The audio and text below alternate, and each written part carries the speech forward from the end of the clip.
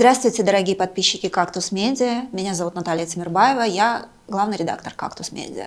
Мы продолжаем с вами серию подкастов о культуре, о классической музыке. И сегодня наш гость Жениш Исманов. Здравствуйте. Оперный певец и блистательный тенор Кыргызской республики и сейчас уже европейской сцены.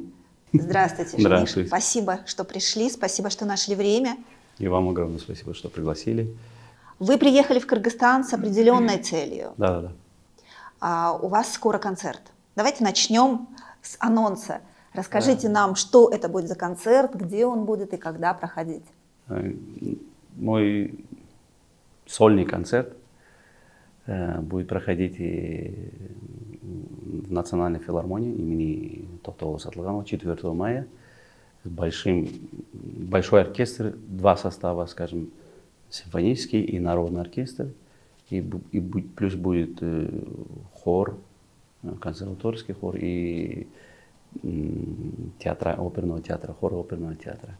Общая сложность где-то на сцене где-то 250 человек будет. И в этом концерте я хочу, как сказать, себя показать людям в другом чуть. Для меня, скажем, чуть трудность жанр, хотя я сам кыргыз.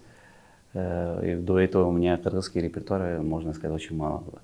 Все-таки оперный певец, я был склонен к оперному пению, то есть оперному программу, репертуару, и оперу и так далее. А в этот раз, после последнего своего концерта, я себе сделал цель, я такой человек всегда как-то какую-то цель сделал, и в следующий раз так сделаю. И вот тогда сделал свою цель, я следующий концерт буду делать более кыргызский. Ох, репертуар. Вот так? Да. Ну, есть, конечно, мировая классика, да, и русские там произведения, но в основном будет кыргызские наши произведения. И это мировые тоже кыргызские классические музыки. Это будут произведения классической оперной музыки кыргызской? Или это будут... Нет, не оперной музыки, а вот классические кыргызские национальные народные песни. Ух ты. И очень давние песни, которые народу не знает. Такие произведения. То есть вот я хочу обратить внимание наших подписчиков, что Жениш исполнит своим хорошо поставленным оперным голосом. Надеюсь, смогу, да? Не, потому что... Кыргызские традиционные, популярные. Ну, и есть и популярные, и есть и которые никто не знали. Есть, которые менее популярные. Ну, до вас они вообще... Я хочу... Их пели оперные певцы? До вас оперные певцы именно? Пели. Да, есть некоторые произведения, я хочу посвящать великим нашим маэстрам, которые прожили до нас. Да? Такие произведения есть, которые хочу им посвящать. Ну, есть откройте, вот назовите некоторые названия, которые прозвучат. Вот чуть-чуть. Ну и, наверное, не все можете рассказать, что-то будет сюрпризом. Есть, ну, как сказать, можно сказать, патриотические произведения, которые написаны Мурат Акимовичем Бегалиевым, который сейчас ректором консерватории является давно и создал консерваторию. И он лично написал это произведение лично Булата Абдулдаевича Менжелкиева. Все знаете, про Менжелкиева весь мир знает. Но, к сожалению, я с этим человеком не встретился, потому что я тогда маленький был у себя на родине, где я родился, то есть в селе там был. Ну, я хочу это произведение про Атамекен Бегалиева посвящать памяти Менжелкиева, потому что это произведение написано для него, и он первый раз исполнил. И эта песня, то есть это произведение до сих пор остался, только в его голосах есть, и некоторые ребята поют. Но я в своем концерте хочу памяти Менжелкиева посвящать народу, можно сказать, от себя и от Менжелкиева народу, например. Классические оперные произведения тоже прозвучат в рамках этого концерта? Ну, скажем, в этот раз не стал прям оперные произведения взять, потому что у меня больше такой жанр, более песни, романса, кыргызско-классические музыки. Из-за этого я, например, мировой классика тоже взял больше такой песни, романса, мировой классической музыки взял. Вы только что оговорились, что родились вы в селе. Да, да, да. Как мальчик из маленького села дошел до европейских оперных сцен? Ну, как сказать, здесь... Родители у вас Здесь... кто? Не, родители мои... Не артисты? Не артисты, и ни мама, ни папа, но наша семья были все такие активные в сфере культуры. Когда вот в школе бывают всякие кружоки, там всякие мероприятия, мы всегда пели, танцевали, играли. И дома часто мы устраивали концерты. После ужина раз собрались там родители здесь. И мы музыка в крови, то есть. В крови у музыки вас... были. И мама мне, она пела. У вас большая семья? Ну да, у нас 5. Брат, 3 сестры, я самый маленький. Вас ставили на табуретку и говорили: пойте, играйте. Вот так и устраивали, вот так и пели. Но именно по профессиональной части, по музыке, я из семьи я только пошел. Остальные там... То есть вот на таких семейных музыкальных вечерах ваша семья поняла, что у вас есть... Ну, как сказать... Как было дальше? Музыкальная школа? Не. Я закончил обычную школу имени Камала Надирова в селе у себя Кулатов, Нукатский район. Обычную школу закончил. Потом у меня была вообще мечта стать авиационным летчиком. А у меня, я даже не знал, Первым делом самолеты. Да. Я даже не знал, что такое опера, если честно. Я помню сейчас, иногда записи где-то вижу, да. Я помню в детстве эти записи в телевизорах слышал и видел. Элементарно про Минджилкова. Я помню, я прекрасно помню, когда моя мама сказала: хороший великий человек ушел из жизни. Это было про Минджилкова. Как раз вот дома мы перед ужином, вот так было, по телевизору показывали. Была мечта стать авиационным летчиком, но потом после школы приехал в столицу. Мне сказали, там, вот, когда до этого готовиться, надо пойти в Суворовское училище, чтобы легче было потом и так далее. А я поехал туда, в Суворовское училище, поступать, думал. Потом узнал, что это только с 9 класса или 8 класса. А вы уже после... Я уже после школы. А вы уже после 11-го? Да, что время терять, брату сказал. Потом узнаем, здесь нету авиационного ничего. Надо куда-то в Москву ехать, Россию, не знаю куда. А потом думали куда-нибудь поступить. Ну тогда была мода, там политехнический институт поступать и так далее. Думали туда, а потом там узнали, что оказывается уже поздно. Экзамен и так далее. И брат сказал: ну ладно, год поживешь, обратно пойдешь в селе там и так далее, родителям. Было больно, потому что только что приехал, я до этого особо город не знал, и русский язык не знал, между прочим. И в один день как-то вот судьба, я на гитарах играл, и сейчас играю, но сейчас не так, наверное, как раньше. И на балконе сидел, играл. И один мужчина меня зовет: давай спускайся, вместе поиграем, Я хорошо спустился, играли, и он мне посоветовал, есть филармония, двухгодичная музыкальная студия. Вот это и было. Это был ваш ангел-хранитель. Можно сказать, один из первых, потому что у меня есть еще второй, самый главный, скажем. Он тоже один из был. И брату сказал, брат тоже поехал. Узнал, потом мы вдвоем поехали, узнали, и там сказали: завтра экзамен. В этой студии завтра экзамен. А мы быстро там приготовились, и в следующий день приехал, на гитаре сыграл, и меня взяли сразу. Ну, сразу сказали, на пении места нету, если талантливый, мы возьмем какой-нибудь инструментальный и так далее. И меня взяли на народный инструмент чопо-чор, наверное, знаете, да? Вот, на нем и начал учиться музыку, но мне всегда хотелось петь. И до сих пор помню, вот, которые со мной учились, да, они занимаются по вокалу, да, а я за дверью слушаю, как они занимаются, педагог показывает там вот так, и они что-то не смогут делать. Я говорю: как трудно, что ли, я пытаюсь.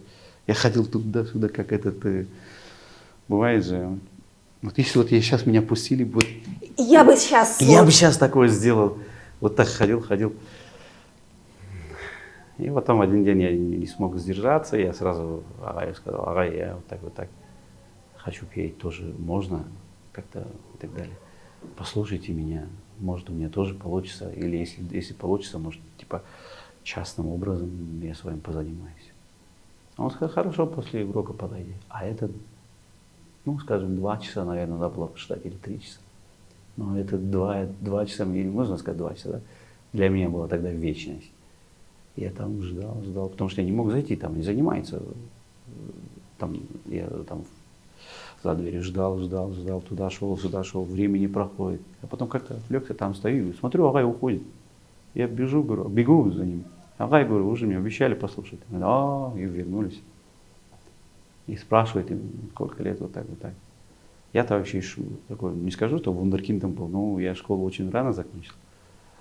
Понятно. Да, я 2 года раньше закончил, чем обычно положено. То есть вы все-таки... Ну, вот так я закончил школу, и тогда мне еще 15 было. Я 15 лет уже студентом был. И он меня спрашивал, сколько тебе? Я говорю, 15. Он и, давай попробуем. И он одну ноту дает, он говорит, попробуй, короче. А у меня столько времени ждал, у меня, кажется, внутри такой бомба уже был готовый, да, как вот взорвется. Он одну первую октаву там, по-моему, не знаю, что дал, да. А я там, да, была первая октава, я на октаву вышел, начинаю орать, говорю, тише, нет, октаву ниже. Я просто помню. Он сразу сказал, и еще начал попробовать, сказал, очень хорошо, сколько лет, короче, сразу, он после этого спросил. Я сказал, 15. Он подумал, он такой реально, Улук-Мурза-Полот Фагай. Он очень великий мастер по...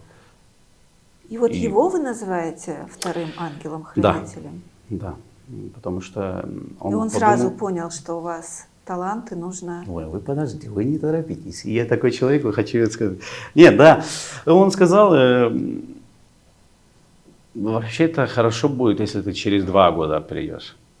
Когда голос, да? Да, потому что у тебя только что идет переходные, сломался еще, голос, да, сломался, и надо время чуть-чуть, надо, чтобы еще чуть-чуть сам обкрыть. Да. Но сказал, я смогу попробовать с тобой. Он тогда не сказал. Он себе сказал, я смогу, хорошо. И сказал, хорошо, ты неделю столько 2 раза будешь ходить в месяц, и он сумму сказал.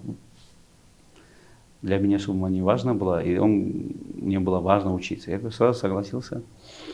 И домой пришел такой радостный, родителям сказал, нет, тогда я домой пришел, сказал, родители еще тогда в селе жили. Брату сказал, бедным, то есть брат работал, и, то есть меня содерживал, и так далее. Он тоже радостный был, я чувствую, что ему тоже было трудно, потому что деньги давать не надо. И с этого начал я заниматься.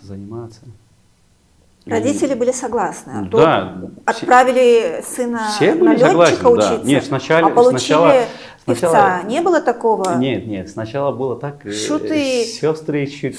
Семью кормить ты будешь песнями, что ли? Не было? Да, было такое. Не родители, а сестры так шутили, артистом будешь.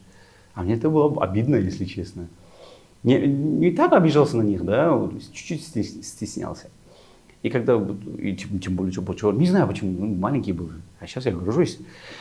Когда, я помню, кто-то спрашивал, где учишься, я не говорил, что я там музыкально учусь, потому что стеснялся, я говорил, в политехе там учусь. Вот так вот, не знаю, молодой. На летчика. Да. И вот вокалом начал заниматься, и какое-то время проходит, и уже заканчиваем. Не заканчиваем, полгода, не знаю, так проходит. И в один день Улук-Мурза-Полот пришли момент. Он сказал, после студии поступишь в консерваторию? Я говорю, если вы скажете, да. Ах, вот он тоже сказал, что... Он сказал, если хочешь туда поступить, если хочешь поступать туда, то мой совет, поступи на сольные пения, на вокальные, на оперные отделения. Я говорю, это что такое? Я вот так объясняю. Я говорю, сразу у меня вопрос, а вы там будете преподавать? Он говорит, нет, там другие будут. А это было мне больно. Ну, молодой был, ничего не понимал. И сейчас молодой, между прочим. И обиделся внутри, да, а он увидел это все-таки, взрослый человек, и сразу увидел, понял, что я не понял ничего. Я внутри себя подумал, ну, значит, не получается у меня, и он хочет от меня. Ну, чтобы я больше не занимался, не ходил, его нервы тратил. Я так подумал. Так решили, да. Да. А потом, ну, там 2 раза в неделю, потом через пару дней, следующий урок у меня приходит и дает мне одну кассету. Тогда еще дисков не было. Он говорит, у тебя есть магнитофон? Да.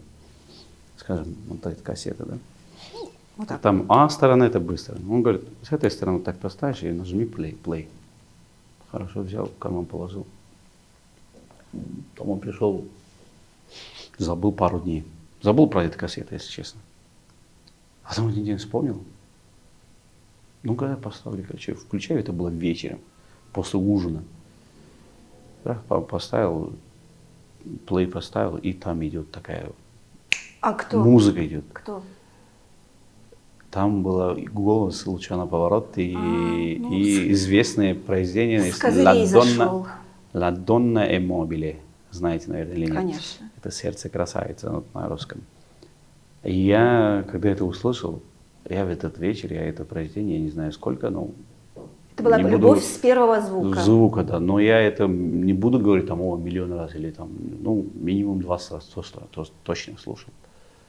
Ну, Паваротти еще потом в вашей жизни сыграл? Да. Вы стали победителем конкурса престижнейшего? Да. Но это не конкурс, это не конкурс, то, что от него получил, это другое. После этого я, когда пришел, я такой радостный был, у меня в глазах огонь был, я сказал, я таким певцом хочу. Он говорит, ну теперь понял, я тебе приготовлю к этому. И сейчас, вот Полотов с Агаем разговариваю, он мне сказал, он тогда, когда он узнал, что мне 15 лет, и он видел, что я хочу, и он знал, что это очень, как сказать, рискованно. Но он для себя сделал эксперимент и попробовать со мной. Он мне так сейчас говорит. Но он говорит, мой эксперимент получился очень удачный. Потому что он хотел, все-таки он со мной занимался как взрослый, а не как ребенок, там, скажем, с детьми еще по-другому занимается. И говорит, и тогда я от тебя взял деньги не для того, чтобы я деньги хотел заработать, для того, чтобы ты... Стимул был. И мне было больно взять у тебя деньги. Но я сейчас говорю, как у тебя ведет жизнь, карьера, я радуюсь, говорит. И то, что те деньги теперь я отработал, говорит, сейчас. Это очень хороший, скажем, да, мышление, или как-то можно сказать, его. Да, вот. Это совершенно... Да, и после того, и все, моя жизнь, классика была, я все искал ноты, все записи искал, тогда еще интернетов не было и так далее, да. Искал, слушал все, что можно, и он начал мне привести ноты, которые в мировой классике, записи давал. И все, после этого жизни, после этого у меня была Италия, мечта. И она сбылась. И она сбылась, и поехал в Италию. И насчет вот про этот премии, это была не конкурс, это была премия, скажем. Потому что там, где родился Лучано Паваротти, города Модена, и есть еще, скажем, его друзья, его круг, очень близкие люди, они от имени после смерти маэстро Лучано Паваротти и сделали такой, скажем, премию выдающимся певцам, которыми с ними работали. И Паваротти Доро. Это медаль, и, как сказать, Паваротти Доро, это золото. И до этого была дана, не знаю сколько лет, существовало это, до сих пор есть. И они меня один день на этот вечер пригласили, 14-й год или 13-й год. И они знали мой голос, и они говорили всегда, твой голос очень похож на нашего друга, потому что они очень близкие друзья. Даже про фильмы Паваротти смотришь, и про их я вижу, знаю их. И они всегда любили мой голос и говорили, что очень близко к голосу Паваротти. И мне просили одно произведение, которое ему очень нравится, которое пел Паваротти, «Il vento». И попросили, чтобы я спел. Они сказали, что мы знаем, что кроме тебя никто не споет так, как Паваротти пел. И у них требовали, чтобы я это произведение пел. И ария Рудольфа из оперы «Богема». Это очень сложная ария. И хорошо, я первый год не смог поехать, и второй год я туда поехал и участвовал. Был огромный большой концерт. И там, конечно, они каждый произведение, которое Лучано Паваротти пел, они знали. И у меня был тоже большой, скажем, фурор, хорошие приняли, и уже меня знали, эта публика, потому что я до этого пел концерты, посвященные маэстро Паваротти. И сказали, в этом году мы хотим делать исключительную, другое еще премию. И Гран-при. Ну, такого? исключительные премии сказали. Эта премия, мы хотим, я помню, да, мы хотим, вы его уже давно слышите, и вот даже когда он пел, такое ощущение, что это был наш друг Паваротти, но это и, скажем, от фондационной Паваротти, и мы этому человеку тоже хотим вручить эту премию. Там написано «Ромаggio dal Luciano Pavarotti alla Jenny Шисманов», да, вот до сих пор, есть у меня. И это было для всех, и для меня было сюрпризом, и вот так я получил эту премию. Сейчас вы живете в Италии, да? Ваш Да, дом больше в Италии. Да, я уже первый год сразу поехал в Италию учиться, и там уже обосновался, друзья, семья сейчас, и там живу. Ну, я живу там, но работаю как любой артист. Любой артист, можно по всему миру, скажем. Ваш дом в дороге. Да, можно сказать, в дороге. Из всех ваших выступлений, какие бы вы выделили, запоминающиеся? Я знаю, что вы выступали перед президентами и перед публикой в школе. А вот для вас что было таким? Первое мое запоминающее, для меня можно сказать, первое мое выступление на концерте памяти Паваротти именно в его городе, и от фондационной Паваротти, потому что моя мечта была туда поехать. Но я до этого, конечно, я пел в операх и так далее, но для меня это было первое запоминающее, потому что там непередаваемое ощущение, потому что там Пьяцца Гранде, all'aperto, то есть открытая площадь. И там я в свое время Лучано Паваротти свой концерт давал. В этом же большая сцена.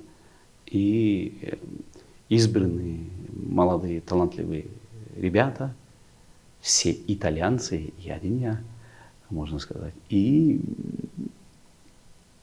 тогда тоже из репертуара Лучано Паваротти пели, и я пел, и «La Donna Immobile» пел. Тогда овации хорошие были. Знаете, в Европе, когда поешь, и после выступления, да, такой овация, когда дает, да, заканчиваешь, они не ждут, пока произведение закончится, и оркестр остановится. Они уже какой-то кульминацион момент сразу начнут хлопать. И у меня такое было. И я еще произведение не закончил, они начали хлопать, такой еще короче, и такое ощущение, такой ветер, а у них Да, я смотрю, вам уже по-итальянски легче говорить. Да, иногда бывает. Говорят, кыргызы и итальянцы похожи. Когда вы говорите по-итальянски, это производит двойной эффект. Ну да. А сейчас какие у вас проекты? Вот вы приехали в Бишкек. В Бишкек вы приезжаете, я понимаю, потому что все-таки это ваша родина, вы не забываете нас, свою публику. А еще какие у вас проекты? Проектов очень много, и идей очень много. Все-таки когда за рубежом живешь, у тебя больше патриотизм растет, особенно в сфере tej профессии, где ты там больше знаешь, больше работаешь. Очень много идей, очень много проектов. Но все мои идеи, все мои проекты я сам лично не смогу. Я смогу это сделать только с поддержкой правительства. Я в 2017 году свой сольный концерт давал, я тогда, можно сказать, культурный инвестор сюда пригласил. И у меня была почетная гостья, это была вдова Лучано Паваротти. Это женщина Николетта Мантовани. Она приехала, у меня как почетный гость, на концерт у меня было. И я ее не просто пригласил, потому что она как возможность во всем мире. Она везде могут сказать. Ее везде слушают именно в сфере культуры.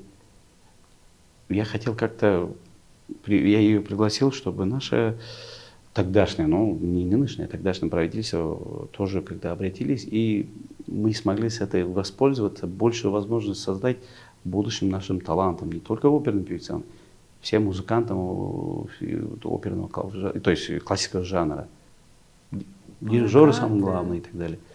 А как вы оцениваете вообще развитие оперного искусства в Кыргызстане?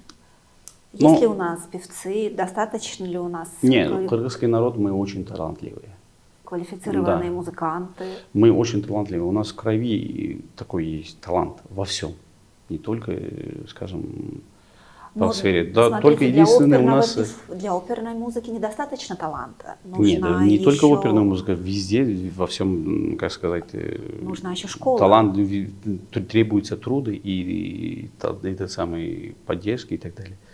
У нас в данный момент, конечно, именно если возьмем оперного жанра, да, конечно, чуть хромаем. Хромаем в том, чего что... не хватает? Чего не хватает, сказать, больше внимания. Поддержки. Поддержки. Надо, то есть таланты есть, нужны... Ну, скажем, больше внимания и больше нужные программы. Нужные целеобразные программы, как воспитывать наших, как им дорогу дать. Это надо программу сделать. Это правительственная программа сделать. Чтобы молодежям дать стимул, им сказать, что вот такое условие, если ты до такого достигнешь, мы тебя отправим. Потом после того это хорошо будет, мы тебе еще вот это сделаем, да, и скажем. Вот так надо показать. Вот тогда больше будет... И сейчас уже становится много молодежи, которые хотят петь тоже, да. Вот я иногда, я не буду сам себя хвалить, но я вижу, что видя меня, да, слушая меня, они тоже старается. Ну, конечно, если у вас получилось, да. и у них получится реализовать себя на европейских сценах. Единственное, это туда нельзя ехать зеленым. Туда уже опытом ехать надо. Если ты зеленым поедешь, ты, во-первых, и время потратишь, и деньги потратишь. Там очень дорого, там каждая секунда считается. И толк не будет. А опытом, если поедешь туда, тогда что-то будет. Опытом, я имею в виду, прежде чем туда ехать, на конкурсах участвовать, спектакли учить, как репертуар своего, именно классика жанра обогащать, да, вот. Потом, если после этого надо и так далее. Ну и я то, что насчет программы, то же самое сделать, ребятам сказать, вот такие конкурсы есть, вы туда поедете, мы вас потом найдем открыть туда дорогу и отправим. Пока, конечно, нашего правительства, нашего Министерства культуры конкретнее у них, скажем, куда поехать, куда отправить-то нету. Но можно это сделать. Можно сделать. Я, например, у меня очень контакты есть и так далее. Ну, идей очень много, но дай бог, все-таки я постараюсь это как-то реализовать. Давайте в заключении нашей беседы еще раз напомним, ради чего вы приехали в Бишкек именно сейчас, расскажем о концерте, который предстоит. Ну, как мы уже говорили, я приехал в этот раз, чтобы сейчас у вас идут репетиции. Да, сейчас после вас я поеду уже репетировать с оркестром. У меня сейчас каждый день... Оркестр филармонический? Нет, симфонический оркестр «Примерий». «Примерий» города Бишкека и народный оркестр народных инструментов, как-то у них называется еще по-другому, тоже «Примерий» Бишкека, то есть «Мерий» Бишкека. Вот у меня каждый день с часу, с 12 до 5 репетиция с оркестром. А до этого я сегодня, так как понедельник в оперном театре закрыт у них, и у вас тоже получится, и у меня тоже получится приехать к вам на беседу. А, например, завтра у меня будет с 10 до часа, до 12 будет в оперном театре под фано, под концертмейстером готовить произведения. После этого я пойду к оркестру. Вот так будем готовить мою программу, дай бог. Которая состоится 4 мая в филармонии. Спасибо вам большое. И вам огромное спасибо. Еще раз мы приглашаем, не говорите потом, а то потом нам говорят, мы не знали, что вы нам заранее не сказали. Мы заранее говорим, приходите 4 мая, чтобы услышать блистательный тенор Кыргызстана и европейских сцен Жениша Исманова 4 мая в филармонии. Спасибо вам. Спасибо вам большое. Надеюсь, что смогу попасть на ваш концерт. Надеюсь, да, вы тоже весь ваш коллектив тоже придет и послушает и скажет, ну, вау, надеюсь. Спасибо вам большое, что были с нами. До новых встреч.